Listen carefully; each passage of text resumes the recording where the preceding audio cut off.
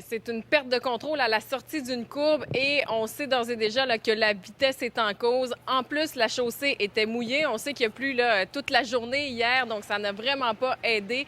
Et il y a un jeune homme d'à peine 20 ans qui a été carrément éjecté du véhicule. Il a perdu la vie.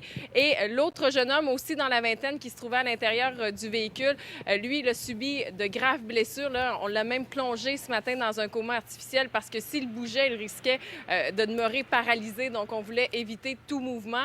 Donc, sortie de route, là, il y a eu plusieurs 360 effectués par le véhicule qui a finalement percuté violemment un arbre. Et justement, la course du véhicule a terminé sur le terrain d'un homme qui a souvent vu des accidents à cet endroit. On peut l'écouter. C'est le bruit qui m'a réveillé. Puis le chalet s'est mis à trembler.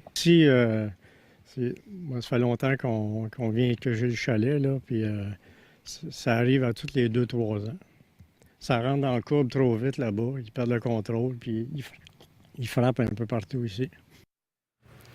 Alors, cette route qui est à 70 km à l'heure pour ce qui est de la limite, mais on nous dit que ça roule beaucoup plus habituellement, beaucoup plus rapidement. Et c'est un chemin qui est sinueux, le chemin des Patriotes. C'est une route provinciale, la route 133, et elle a été fermée en partie là, pendant de nombreuses heures, depuis minuit 30 hier soir jusqu'au milieu de l'avant-midi, jusqu'à 10 heures ce matin. Donc, il y a eu reconstitution qui a été effectuée. Et là, on tente d'établir qui était au volant du véhicule et il y aura des échantillons sanguins qui seront prélevés. On veut savoir si l'alcool est en cause.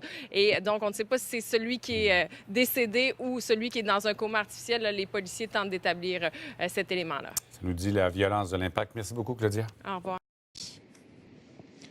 Oui, évidemment, et on le comprendra, encore secoué par les événements d'hier soir. J'ai brièvement reparlé avec la fille des victimes ce matin à la suite, effectivement, de ce qui s'est produit aux environs de 20 heures hier soir. 3 suspects qui sont entrés à l'intérieur de la résidence, qui ont ligoté le couple de personnes âgées, les ont également menacés d'une arme à feu pour s'emparer par la suite de bijoux, d'argent, de biens personnels également. Ça aura duré tout ça quelques minutes.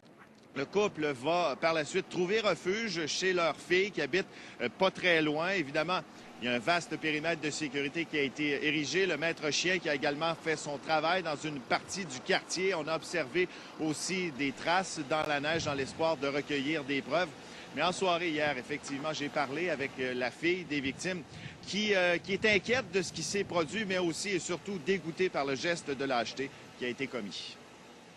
Ils se sont fait défoncer, brasser. Mon père a été tout tapé, duct tape, guéri autour du cou. Il a manqué s'asphyxier. Il faut être vraiment cruel pour faire ça à des gens de cet âge-là pour des questions d'argent. Ils sont partis avec les bijoux, avec des cadeaux. C'est vraiment cruel.